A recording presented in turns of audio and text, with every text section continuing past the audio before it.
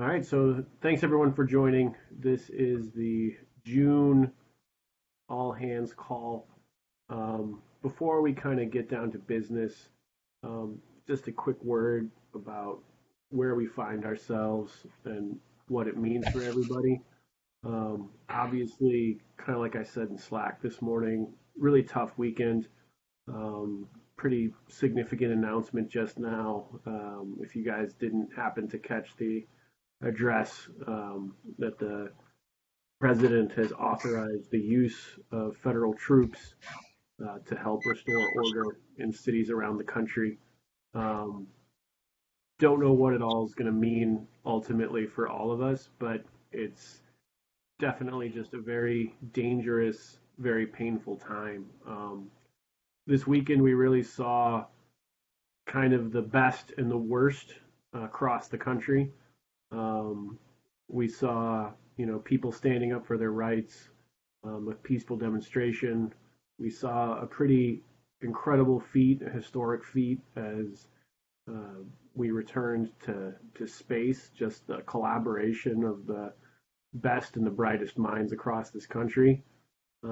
We also saw a lot of people get hurt, a lot of businesses destroyed, and I mean, obviously, the terrible events that kind of kickstarted the whole thing in Minneapolis last week. So, really tough time all around. Emotions are very raw. A lot of people know folks who are personally impacted in some way. Um, and, a lot of organizations are kind of struggling to figure out what it means for them, how it kind of relates to how they see themselves. I think, when I think of Team Rubicon, um, I know that we are an organization that cares for communities in crisis. And we have some of the best people in the world who work very, very hard to bring stability and peace and good in difficult times. And I know that we are all being tested right now in ways that we never anticipated we would be 4 months ago. Um, we have risen to every challenge that has hit us thus far, and I believe that we will continue to do so. You guys are some of the best and most creative and hardest working folks that I've ever seen, and we have done some incredible work over the last month, and I believe very firmly that we will continue to do very good work. Um, but it takes all of us working together, pulling together, and continuing to focus on the good in each other, in this country, and the people that we're serving in our communities. So, what can we do? What are we doing? Um, One of the big things is, taking time to be patient and listen, both to other gray shirts, to community members that you're interacting with. Um, because there is so much raw emotion right now, I mean, all the more important to give grace and understanding. Um, People are hurting, and I think obviously we're seeing the effects of that in ways that we probably never anticipated. Another is just being very mindful of the environment that we find ourselves in, both operationally and in other places. Um, I think that the organization has done a good job of maintaining a neutral and positive stance. I would hate if anything happened to compromise that and to reduce our ability to help people who need our help. Anything that reduces trust, reduces um, the willingness of folks to work with us, to rely on our services, that hurts us, that hurts them. So perception right now is crucial. We don't want to undo a decade of hard work with a careless comment. So be mindful of where you're wearing your Team Rubicon gear, how we're acting when we're wearing it, what we're saying when we're doing it. Another part of being mindful of the environment that we're in is just being safe. We've taken some steps with the teams that are out in the field to make sure that we have increased visibility and accountability of those team members. There weren't decisions that were made lightly on that front, and there's some things that we're hoping to remove from that as soon as we possibly can. But we want to make sure that we have folks able to be out there safely. And we have across the country reduced some of our operations because of area threats that we weren't able to control for. And those things that have been paused will restart when we're able, but we're kind of constrained by the environment around us. So be mindful, be safe. There's still a lot of need out there and work that has to be done. We just want to make sure that we can take care of everybody. And then the last thing, in a lot of ways, I think the most important thing, the thing that kind of draws us all here in the first place, is to do the work, right? The need in this country is like we've never seen before. For most of us, probably the most profound in our lifetimes. It's probably going to be tougher before it gets easier. So let's do it, right? We have a mission in front of us. Being focused on that mission is probably the most important thing we can do to unite ourselves, to keep ourselves positively oriented, and to make sure that we're helping all the folks who need help. So, somber note to start, but I think it's been a pretty somber weekend. We can hang out if you guys have more questions about any of that stuff at the end, and we can talk about it. But wanted to kind of frame the work that we've done and the work that we'll continue to do in the environment that we're in. Rolling into the festivities for the evening, we do have our agenda on the left-hand side here. This should be pretty familiar to you guys now. We've seen this format for the last couple of months. We'll continue it as long as we endure in this sort of state of constant readiness and continuous operations. Our standing orders do remain the same, even as we add complications and wrinkles.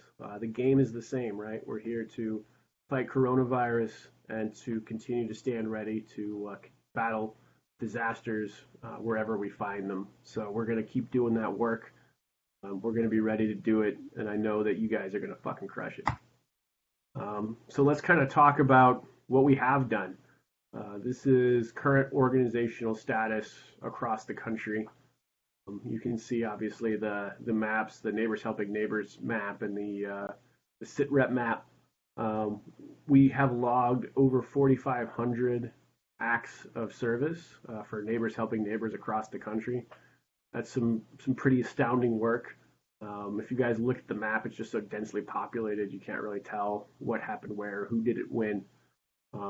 Continue to find those opportunities and help your neighbors because that need is ongoing.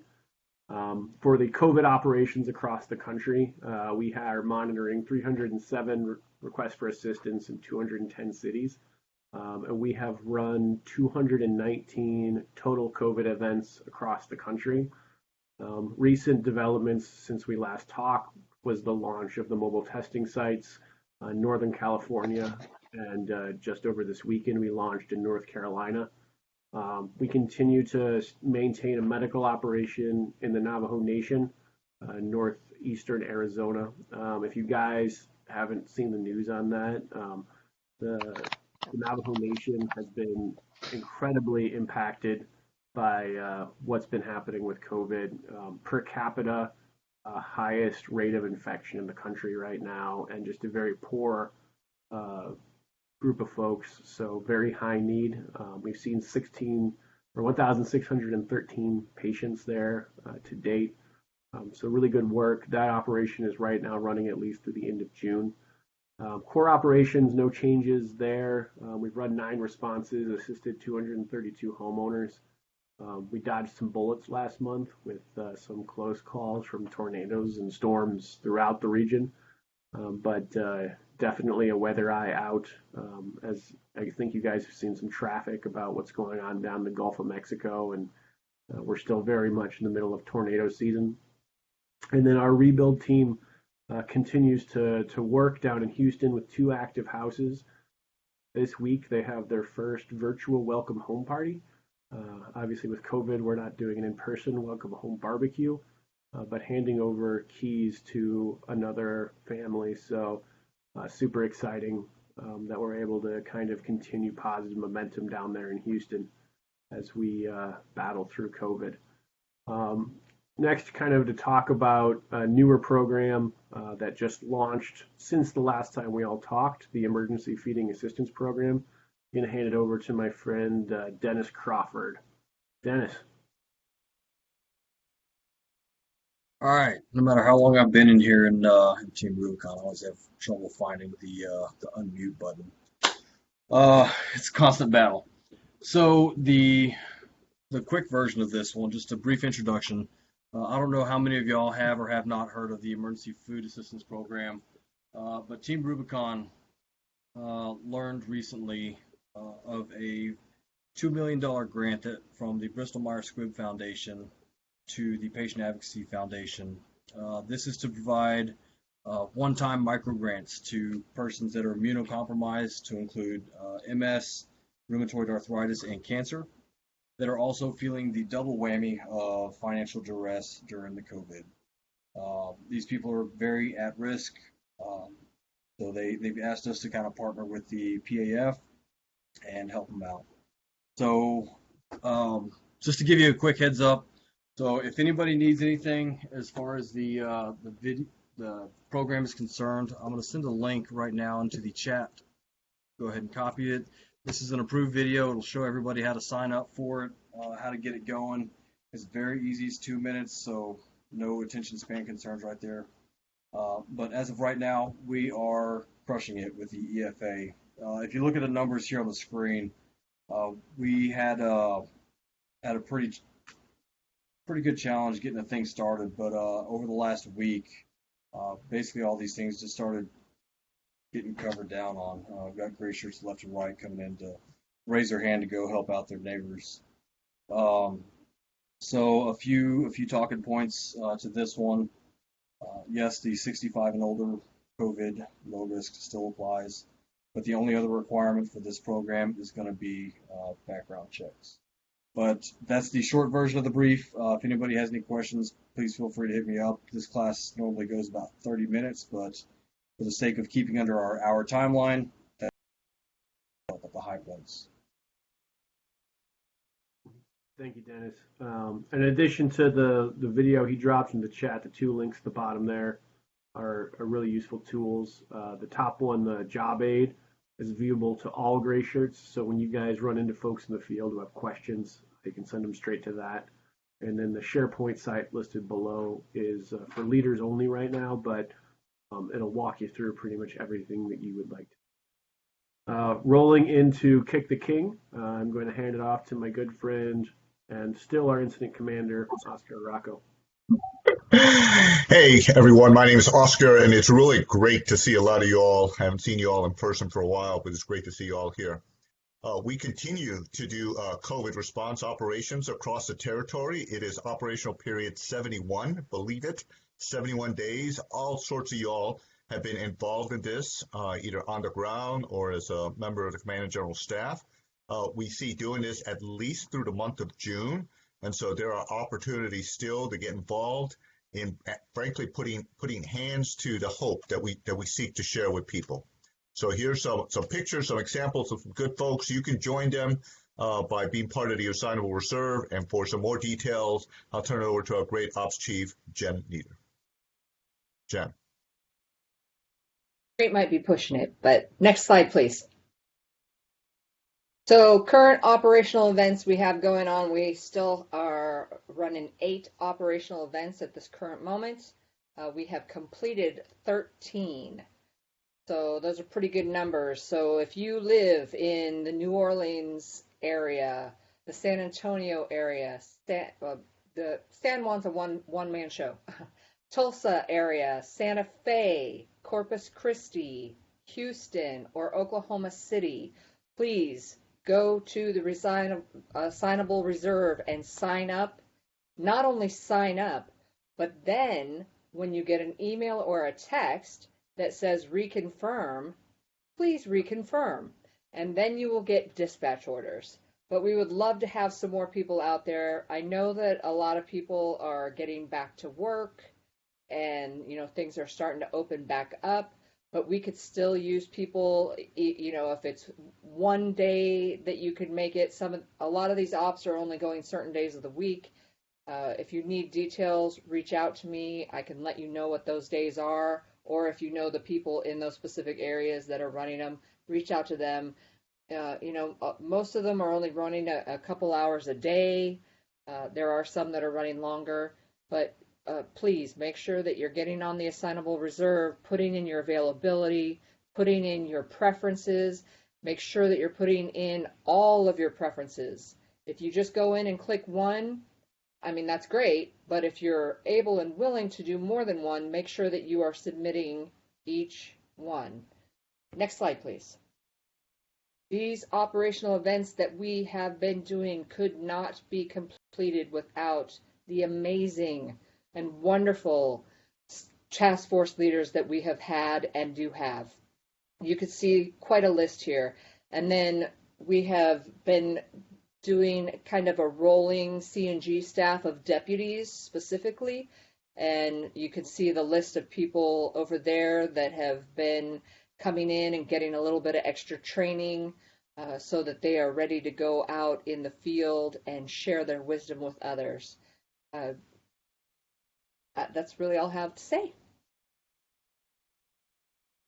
Thanks, Jen.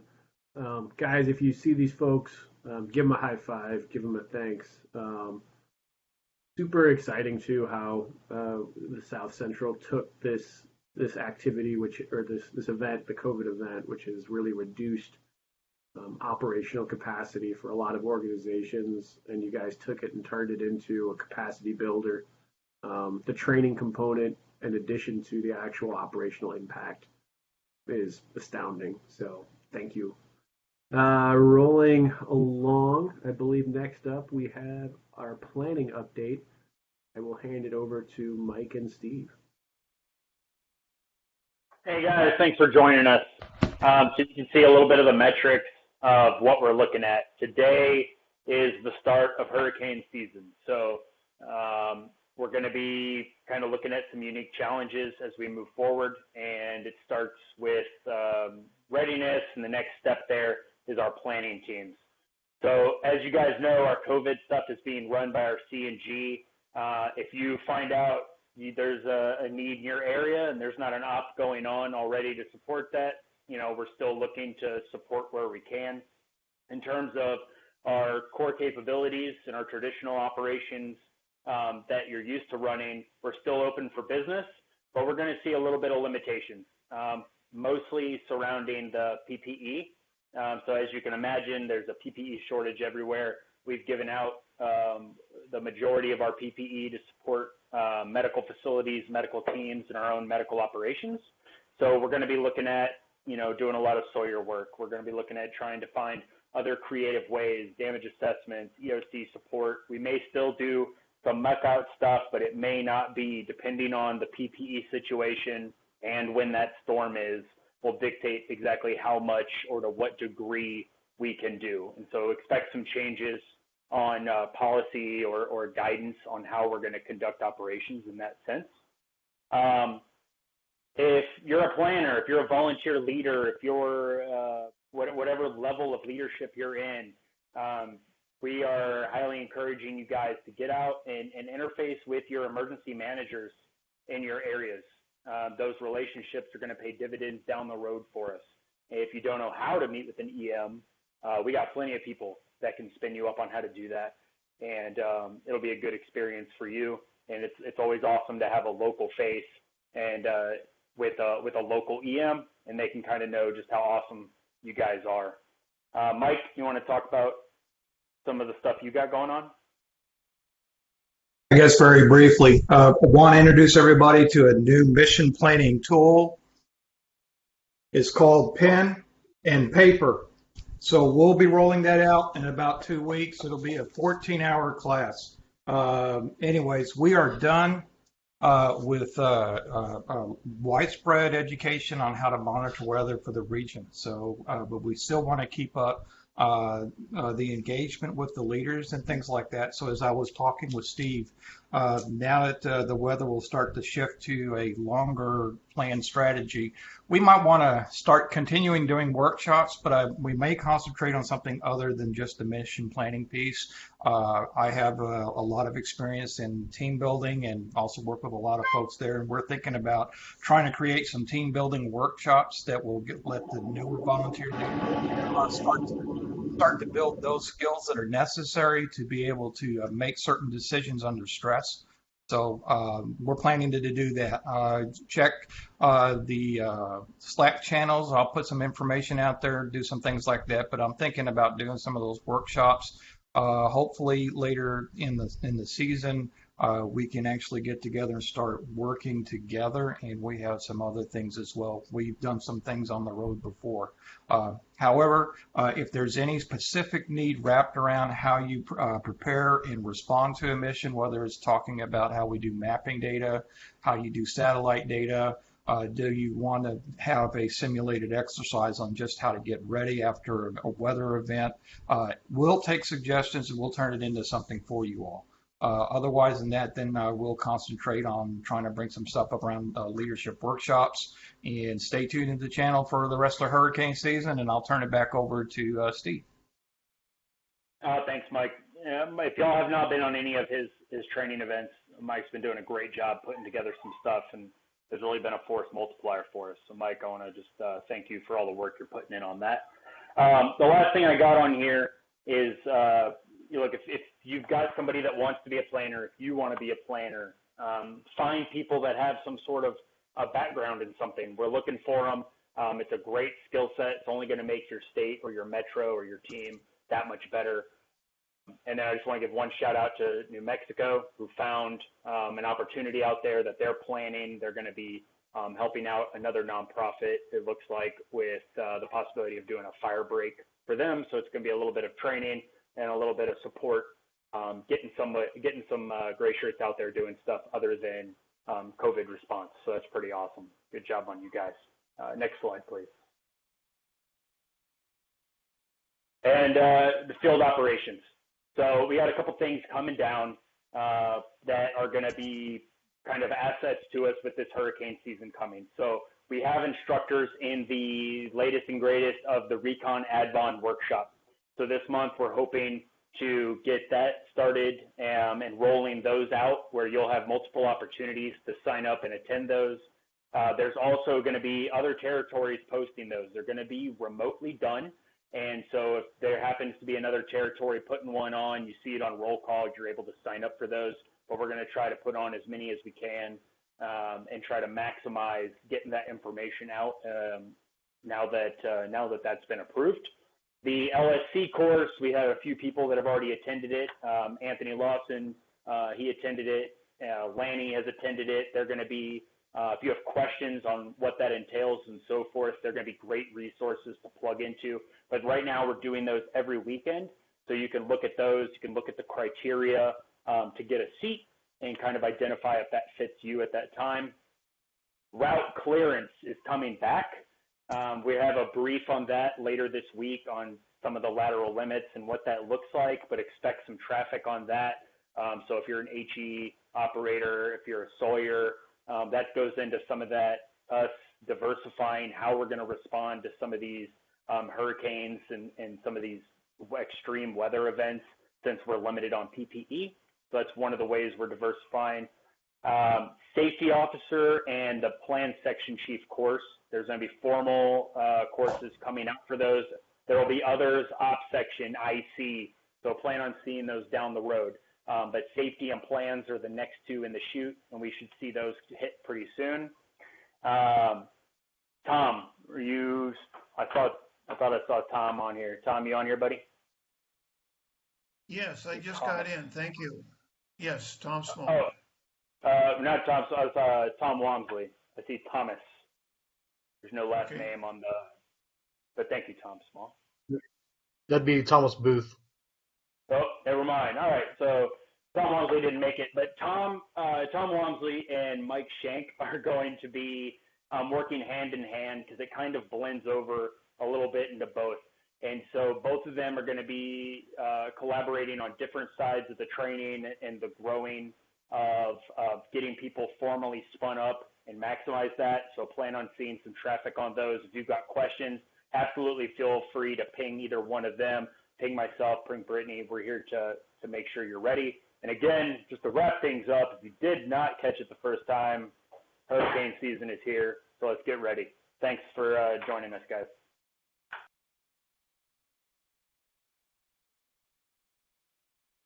Thank you, sir. Next, we're rolling into our hard-working training and readiness team. It's the Lil Falcon and Shank show, so let them take it away. Hey, good evening, everybody. Just from the training side, we still got room on the calendar for those that have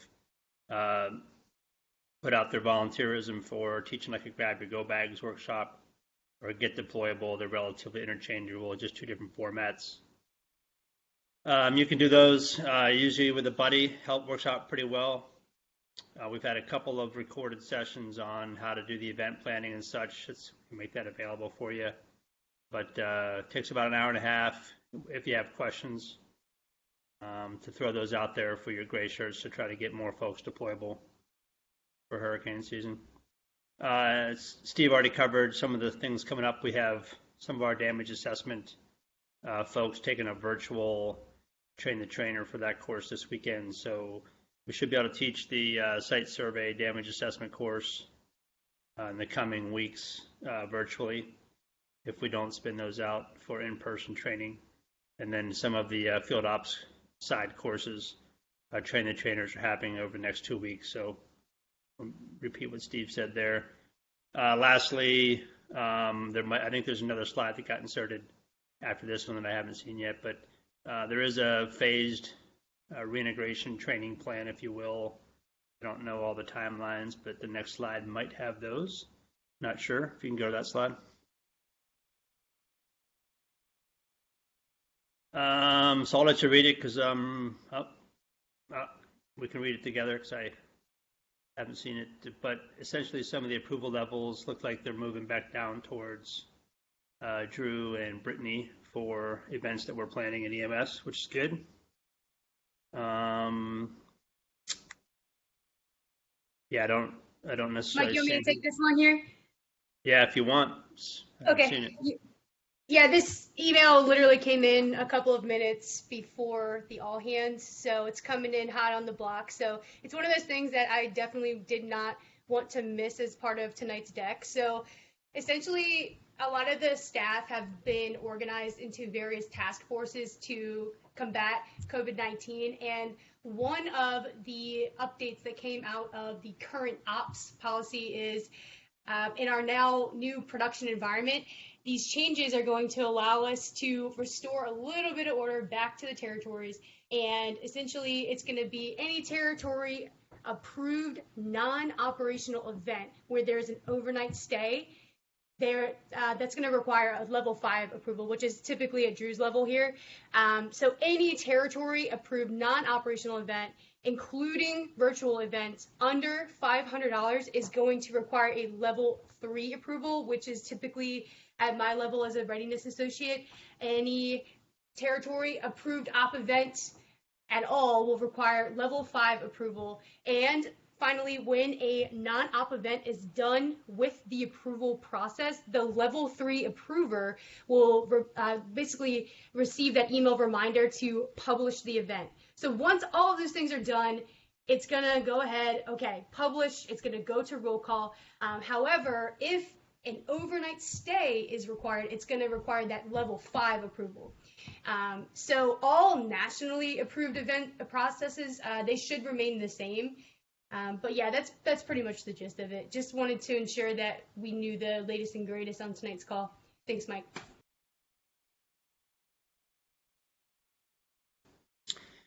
Yeah, there was the big questions are there's some training on the 13th and 14th, I think, of June. That's probably a sidebar discussion for those. They're not overnight events, but they're in-person training.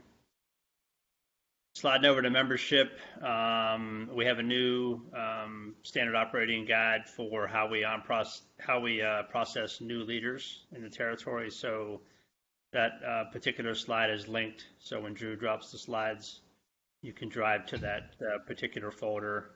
It is located in the membership SharePoint page inside our territory structure in a folder called Volunteer Leader Onboarding.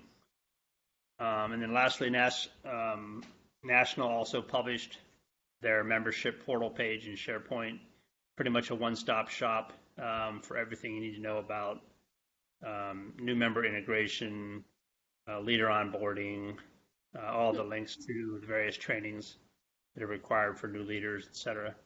So both of those are there on the slide for you. Next slide. We've been on board leaders here for a few months, a little more formally than in years past, in the sense that we're writing the names down, maybe. So just wanted to recognize some of the folks probably on the call tonight. You can see since the new volunteer leadership agreement form came out, which has been about 90 days now, these are the folks that we've either onboarded or transitioned or added jobs on top of their current jobs. So thanks to the administrators and the membership folks who facilitated some of this growth. There's another probably 20 in the hopper that are in various stages of interviews, reviews, etc. So if you have these folks in your territory, don't forget if you're the supervisor, it's kind of your responsibility to get them integrated on our tools. That would be the Slack channels that you feel are appropriate for their positions, their PEX application card, their introduction to Blue Jeans, how to use it, when the meetings are, those kinds of things. There's no automatic push for most of that information. So if you're a supervisor of any of these new folks, please make sure they are read in on how we communicate in the territory. So that's all I got. Thanks. Thanks, Mike. I believe next in the hopper is Mr. Genko, who's been tirelessly working behind the scenes to prepare us for the technology Armageddon. Ed? Yes. So before I start, I want to welcome Cindy Barrett back to the call. I see she's online tonight. What? Yeah, so Cindy's here with us. Anesthesia, brain, and all. Some days that's the best way. Today. And without Cousin It. And without Cousin It, all 15 pounds of him. Woo-hoo. Yeah! Woohoo! I should have put a picture on my text slides for you, Cindy. Anyway. Oh no! Don't gross everybody out, Ed. Yeah. Hey, welcome back. It's good to have you back. Okay, everybody. So I have two topics to cover this month. One is us rolling into using Teams instead of Slack. And we're now in our test phase for the month of June. We'll be doing testing, and then the plan is to be fully in Teams on July 1st. And then I'm going to talk a little bit about email distribution groups that we have that as of today we're rolling out, and you can use them. They should be fully populated with the correct names as of sometime this morning when I did the last of the provisions. So if you can go to the next slide, Drew. So as I said, Microsoft Teams, we're going to begin testing of the Teams channel June 1st, which is for the month of June, which was this morning. You'll notice none of the channels say test anymore, and they're all up and working. You can start using them, but our primary means is still Slack. So, if you're looking for information, it's Slack. If it's important to get out, make sure you're putting it there. And then on July 1st, just like we did, for those of you that were here when we switched from the old Slack channel to the new one, we'll pick a time on July 1st and say anything after that, you go to Teams to get your information, and we'll figure out a time for that on when to do it. It'll probably be that morning when I can move things over. Unfortunately, I can't copy the data on Slack, but we will keep our Slack channel to go back for archiving to get data, but there is no way to copy over all those conversations, so we'll be stuck there. We can go to the next slide, Drew. So all of our channels, and I am going to share my screen just to show you this, but all of our channels are on the South Central team. So Teams is similar to Slack. There's a team which is South Central, and then below it is all our different channels. For geographic channels, we're going to try and stay at the state level or above for now. So we don't have the individual city ones anymore. We don't have the regions of states anymore. We want to see how that works out. What we were noticing is people that live just, say, outside of a region or a metro that had their own channel didn't realize something was going on very close to them. So we're going to try and put that stuff, all that onto the state channels. We'll see how full the state channels end up. If it ends up being a problem, we'll talk about it going forward. But for now, we'll start with staying at the state level or above. We have a new announcements channel that is moderated. So that is moderated by the staff, by territory, by state admins, and that'll be for critical updates. So if you want somewhere to go that doesn't have any noise or anything, this is the stuff I must know, that's what we're going to use the announcements channel for. Any of you can reply to an announcement in that channel. So even though it's moderated, you can still reply and ask questions. So don't think when you read something there, you can't say, hey, I don't understand this. Just hit reply like anywhere else, and you can respond to that.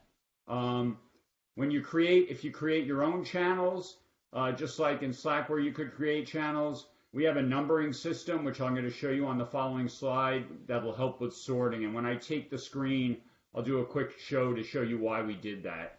And then guest accounts are allowed in Teams, but we've had problems with guest accounts in Slack because people who have been inviting guests who haven't had the leadership training, and the problem is you can't restrict what channel they see. So Drew, do you want to just talk about how you want to, maybe handle guests onto the Teams channels?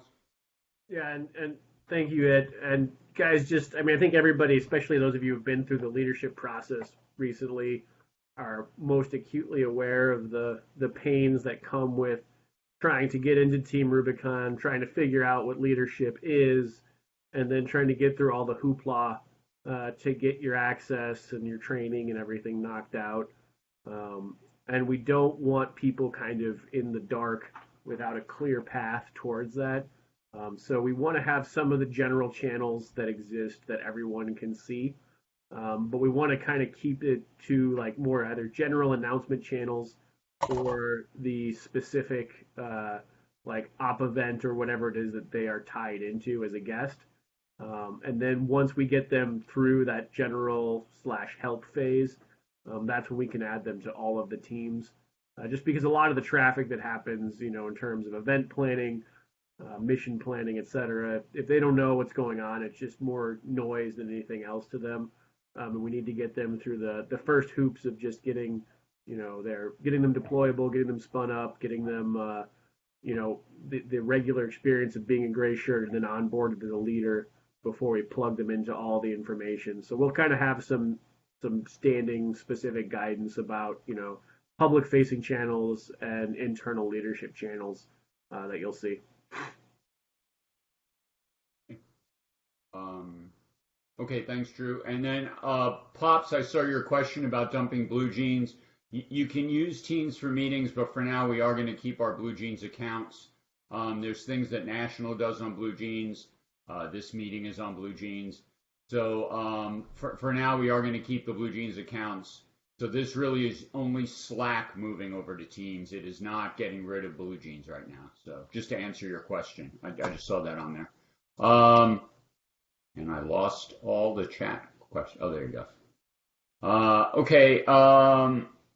So yeah, Drew, if you go next slide. So what we're asking is, if you name a channel, let's say you're on an op and you're the one setting up a channel for an op, or you're setting up a new channel for a local event, we're asking that you put these prefixes before the channel. So 01 is anything territory level, 2 is states, 3 is particular functions. And when we go and look at the list, this will make a lot more sense. So I'll just say this is in here for people to go back and look at so they have a record of it. And I guess what's my next channel, Drew? Or my next slide, Drew?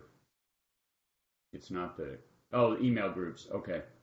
Yeah, so we also roll out the email distribution groups today. All the lists you're going to see, and I'm going to show you those, are populated by the account management system, by the Puma system. So all of those lists have everybody, it should have the correct people in them, and it removes the correct people as you leave different groups. Emails to that group will appear in the inbox of each of the people. So if you're like I'm on the territory group, a territory email goes to all of us in territory. Get that in our inbox. Get that email in our inbox. So if you're sending to one of these groups, I recommend you try to use the BCC field, the blind copy field, so that if someone hits reply all, it doesn't go back to the whole group, right? So if you send something, let's say to South Central leadership, if you put it in the blind copy, when they hit reply, it'll only come back to you instead of going to all of South Central leadership. And I recommend for anyone doing email, when you hit reply all, look in the to field at who you're sending your comments to. That's always a good strategy to use when you're sending emails, is make sure who you know who you're sending the email to. So just keep that in mind. You can go to the next slide, Drew. I think it's me.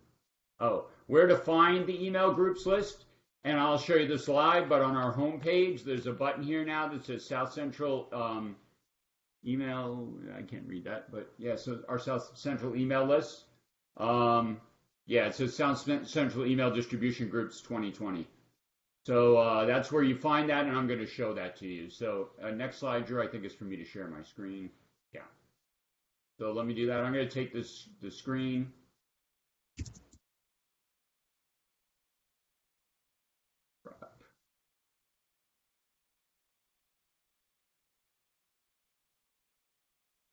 Hey, I grabbed the right screen. Okay, so here's our South Central homepage. Right here is where you go to South Central Email Distribution. I already have it open, so I'll go faster. These are all, so just so you know, these are all the emails we have available. We have South Central staff, South Central leaders. Every state has their own that goes to all leadership in that state. There's a South Central State Administrators email that goes to all of the state admins.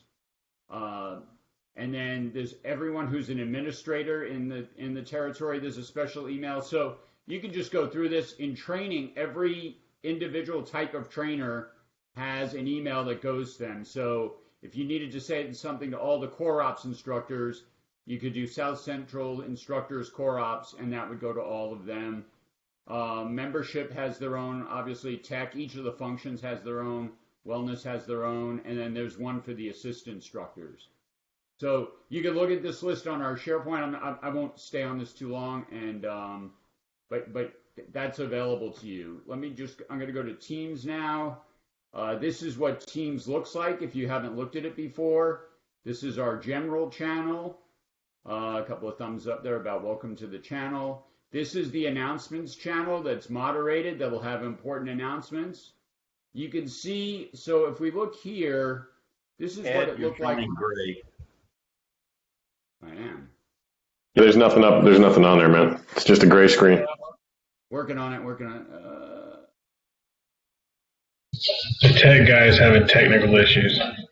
I know. Doesn't that suck? Just think what John would have. I guess with. Oh, I don't like this. Okay, I guess with Blue. Is that a close up of your shirt?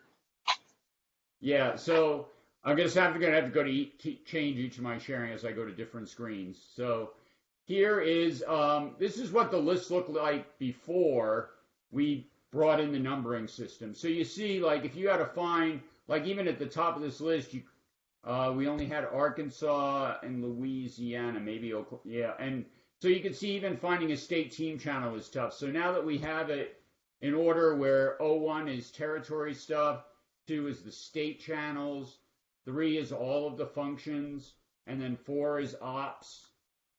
And I guess I'm going to have to change how I share. Give me just a second here to show you. Can you guys see my Teams page right now? We can't. No. It's blocked out.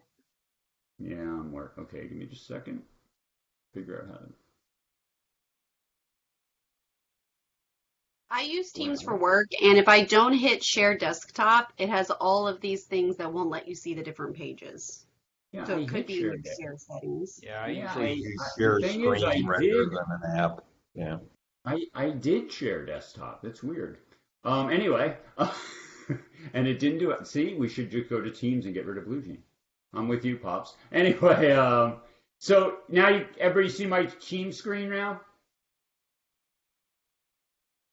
Can you all see it? Yes. Okay, great. I can see you, so yeah, if you could just, I can, yeah. So, so here's our Teams channel. You can see it's in sequence here, so it makes it easy to find things.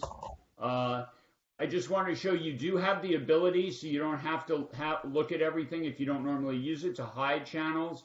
I just picked 9 random channels today to hide, but let's say the Texas Leadership Conference 2020, we didn't have that, but it still has a channel.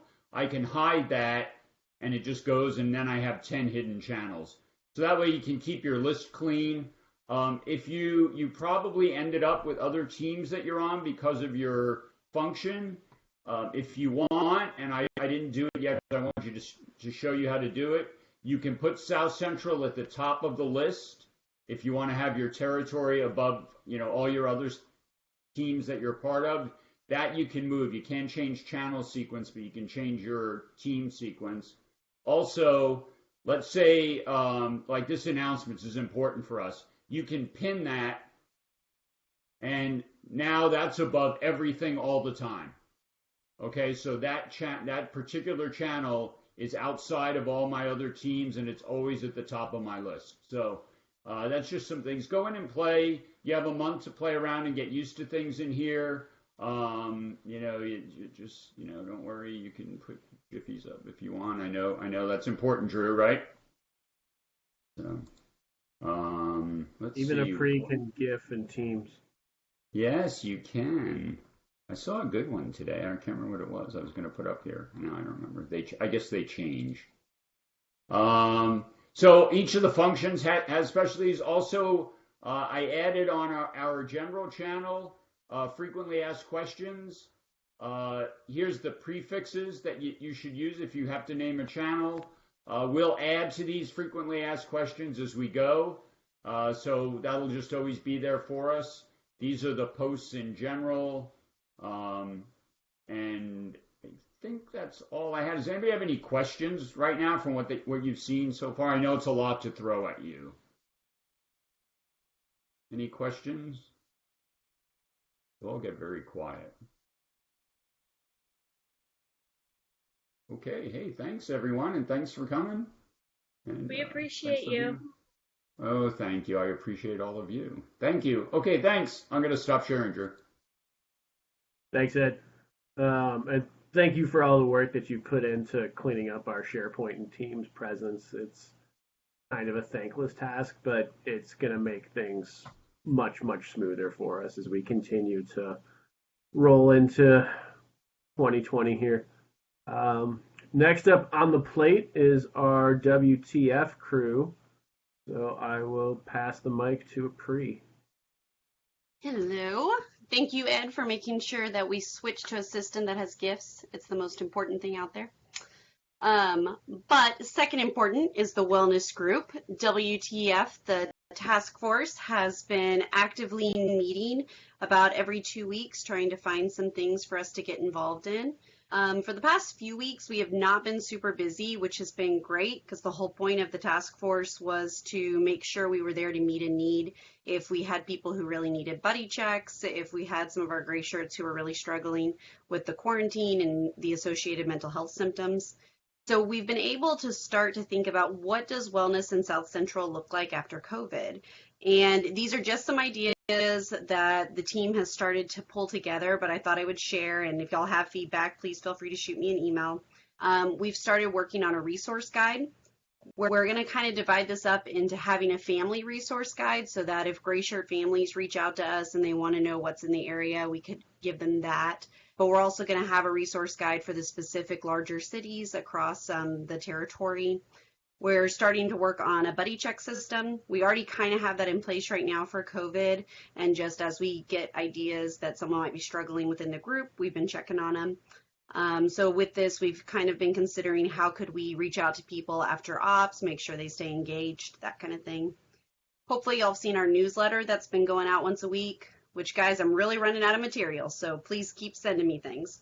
We'll probably drop that down to once a month at some point, and just really trying to find ways to beef that up a little bit. So if y'all have ideas for the newsletter, I'd love to hear them. We're also going to start working on some more presentations that we could be doing out in the communities.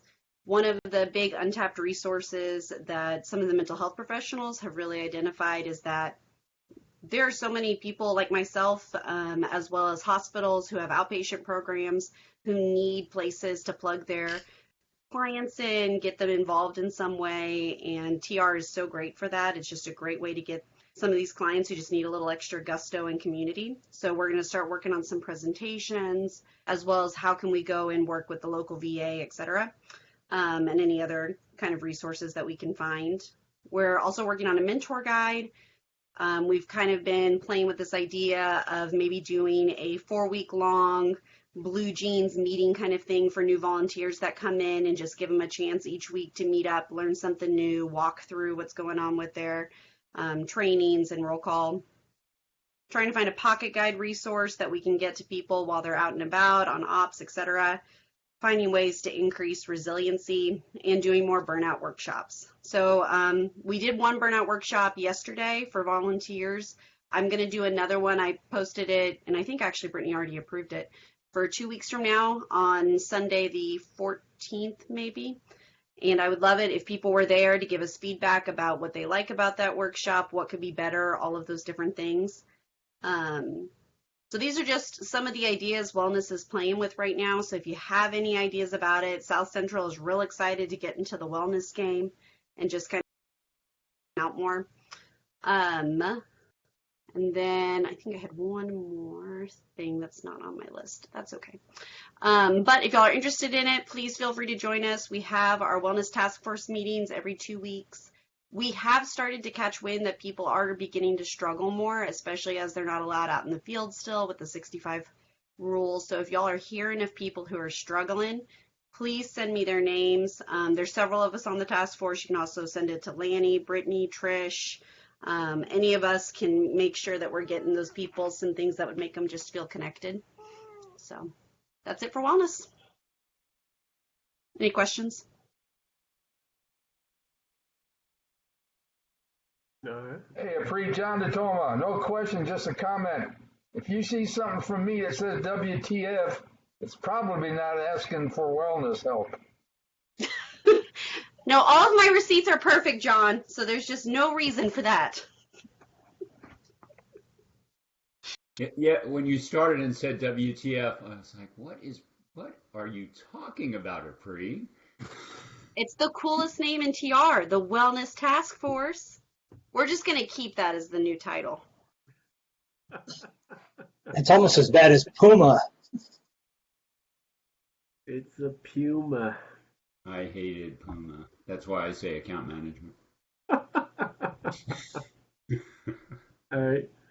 Thanks, Apri. And guys, definitely, if you haven't been into the burnout workshop, highly encourage it. If you're the person sitting there saying you don't need the burnout workshop, I take that as proof that you probably should take the burnout workshop. All right. Be smooth. You're up. Hey, one quick plug on what Apri just briefed. We will have our next WTF call June 2nd from 7 to 7:30 Central Time. And moving right into comms, this is another thing that we're starting to break ground on. And we have officially stood up our monthly comm sync, which will be the first Wednesday of every month. And the next one is this week from 7 to 8 p.m. Central.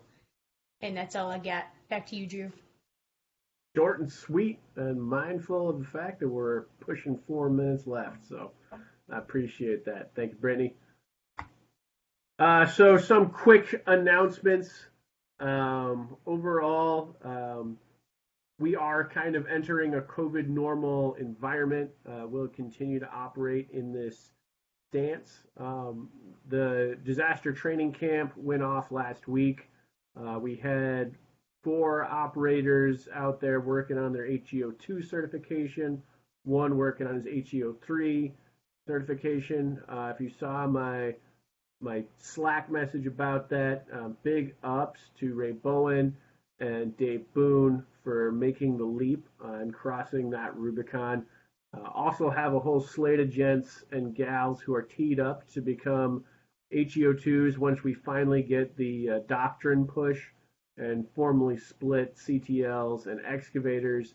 Just haven't quite had that get all the way through all of the bureaucracy yet.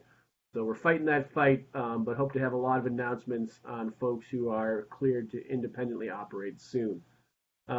Just a general call to action. You guys have seen Mike pushing on this in the Slack, but we could definitely use some more virtual event hostings. Right now, our in-person events are still going to be limited in scope, so we're not able to do a lot of the types of engagements and outreach and training that we're used to do in person.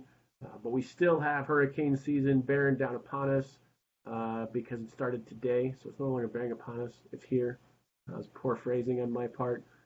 So let's use the technology. Let's get events stood up. If you're not sure how to do it, if you're a little camera shy, Mike has the solution for you. TRLC 2020, we have dates on the calendar for it. It's going to be in August of this year, currently scheduled from 21 to 23 August. So that's 3 days of virtual conference coming at you. If you have ideas on what you'd like to see done there, our own Brittany Olson is on the task force. Funnel here your good idea fairies. She'll take them, chew them up, and digest them for the brass and get that stuff into action. Another thing I want to tease to the group, this is not an immediate shift, but it is coming shorter and sooner than we probably all prepared for, is just a general structural shift at a staff level of the geographic support network. Kind of what we're looking at, and you can see here a map of the South Central with the states aligned in size. We've got 29 million members in Texas and 13 million in the other 4 states combined. So we're probably going to be realigning some responsibilities. In addition to getting more membership support to you guys, it also puts us into alignment with other territory structures.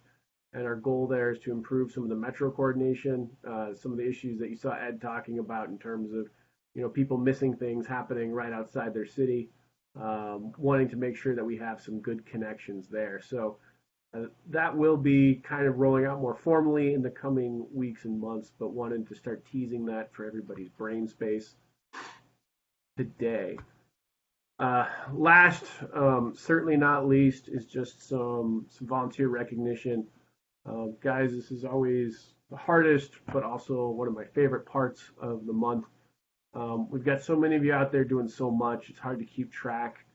But a couple of folks got nominated by their peers for going above and beyond, putting in extra hours and doing some crushing work over the last month. The first, Demas Venturis. If you guys don't know, haven't met Demas, he's been task force leader down in Houston for 2 consecutive operations, working on medical bridges, now working on the Homeless Coalition feeding support operation. He's been out there for several weeks, sometimes a one-man band, sometimes, with the battle buddies, sometimes with a whole squad. But he's been that consistent touch point, keeping that rolling. It's allowed us to really up our ability to impact the city of Houston. Very hard hit, obviously, by all of the COVID impacts and economic disruption. So huge help, and very grateful to him for all of his hard work. If you see him, give him support. I don't think he's on this call, but cool dude. And he had a really great interview with the local newspaper that this little clip is taken from. So seek it out and watch it if you're looking for a good 2 minutes. Next, give 'em ones is to Larry Montoya and Yvonne Montoya. If you guys didn't see the Slack message from the other week, Larry and Yvonne have just been absolutely destroying it out there in New Mexico. It was the first operation out of the gate. 3 months later, they finally sundowned it last Friday. Went from a very small crew at first to one of our largest and most reliable turnovers, which is pretty incredible because, you know, New Mexico has not been a place that we've been very strong traditionally. They've worked in 2 cities on 3 operations, tagging in and out with some support from some other cast of characters out there. But these 2 have been just clutch players, driven thousands of miles, delivered as many meals to hundreds of hungry families. Super, super grateful to them. So Larry and Yvonne, thank you guys so much from the bottom of my heart. We're super lucky to have you and to know you. I believe that is going to wrap up the meaty part of this. I kind of want to call us back to where we started this off. You know, we continue to march through very tough times, but we're marching through it together. I could not be more grateful to have you guys on the team right now. This territory has just risen to every challenge that we've thrown at it and used what could be a time that broke other people to only get stronger and do more. I have every faith we're going to continue to do that as we head deeper into the storm season. The time now is not to panic, but to just continue to get to work. So thank you guys so much for being here. Thank you for your time tonight. Thank you for being a gray shirt and being a part of this organization. With that, I'm going to shut off the recording. That was the wrong